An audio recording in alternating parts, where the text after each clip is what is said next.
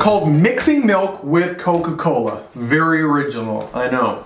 All right, so the materials that you need, that's pretty much it. You need milk. I've got vitamin D milk here, and you need some Coca-Cola. Here are some additional things that are optional. You're gonna see that I use these just to keep from making a little bit of a mess, but again, they're not needed.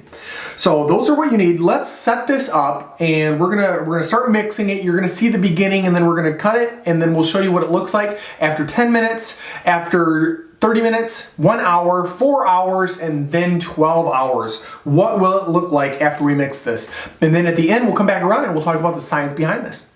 All right, so the first thing that we're gonna do is we're gonna take the Coca-Cola and we're gonna be pouring some milk into this. Now there's not much room, and this actually will work fine if you just fill from here up to there with milk, but I like to take a little bit of the Coke out, okay, the Coca-Cola. So I'm gonna pour just a little bit here into this beaker, and what it's doing is it's just going to give me a little bit more room to pour some of this milk in. So it's very possible that this is going to foam up a little bit and over the top, so that's why I've got this little tray here. And it also makes it easier to pour the milk in if I've got a little tiny funnel. So I'm going to set that there, and we're going to start pouring this milk in. Okay, so we got a good deal of foaming there. A bunch of carbon dioxide gas being produced, a little bit of hydrogen gas being produced.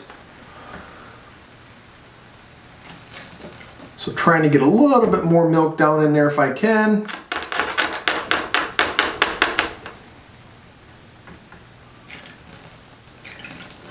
All right, we're gonna call that good right there.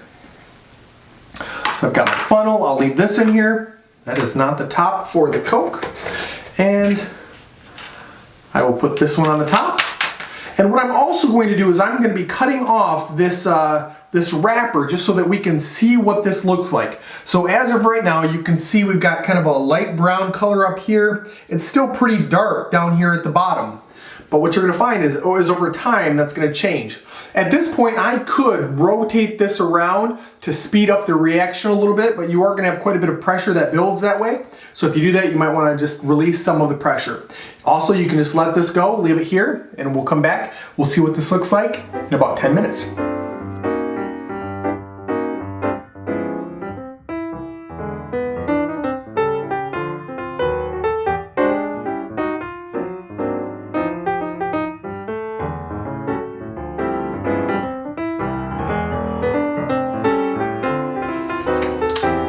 Okay, here we are. After 12 hours, this is what things look like. We can see that we've got a lot of clear liquid at the top, and then it looks like a bunch of junk down here at the bottom. So stuff has definitely settled out. This was the original color of the Coca-Cola right here, and obviously this was the color of the milk right here. Now, what happened here? What's the science behind this? Well, there are actually a lot of things that are happening. We're just going to focus on one small thing that's happening, one chemical reaction that we know has happened. Coca-Cola, right here, has quite a bit of phosphoric acid in it. So it has a pH, usually down somewhere between 2.5 and 3.5. So a really low pH. Milk, it's a little bit acidic, but it's really close to a pH of 7. Okay, so almost neutral, and then this is pretty acidic. And so what we have happening is we have some of the phosphoric acid that is reacting with some of the calcium here in the milk when that's poured in there, and we get tricalcium phosphate that is something that is more dense and it starts to settle out. And in the process of settling out, it also takes a lot of the caramel coloring with it. And we see that right down here at the bottom.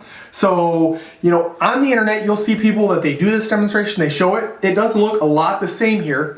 And then they'll point out, they'll say, now look at all of this junk down here at the bottom. Can you see how bad this pop is that you're feeding kids? Well, yeah, there is a bunch of junk down here, but some of this junk is the milk, okay? We've got some of that that's settled down. Most people usually don't drink the two of these together. Some people do for challenges, but most people don't do that. If you really wanted to see, how much bad stuff is in Coca-Cola, pour the Coca-Cola out and start boiling it down, okay? Get rid of all the water and then you'll see the syrupy, goo that's left over at the end, and that's what you're ingesting.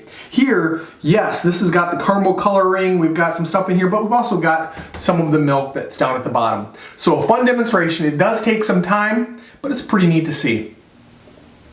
Okay, the experiment is over and I'm just curious what this looks like, what this consistency is at the bottom.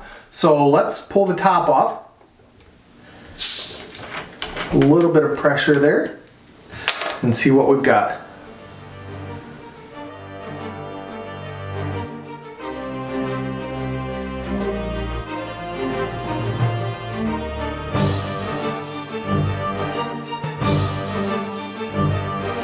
And now, as a final component to this demonstration, I will chug this entire bowl.